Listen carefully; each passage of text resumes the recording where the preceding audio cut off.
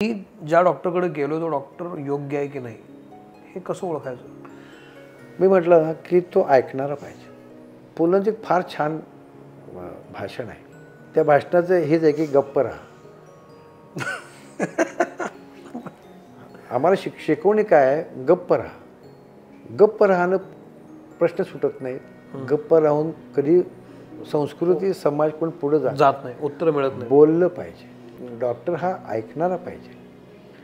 Doctor बहुश्रुत पाहिजे. त्यानंही खूप ऐकलेलं असलं पाहिजे. आणि हे ऐकणं नुसतं मेडिसिनमधलं तर पाहिजेच पाहिजे. पण कित्येक गोष्टींची उत्तरं शोध सायन्समधले हे नॉन मेडिकल फील्डमधल्या आलेल्या इनपुट्समधनं आहे. अच्छा. हो.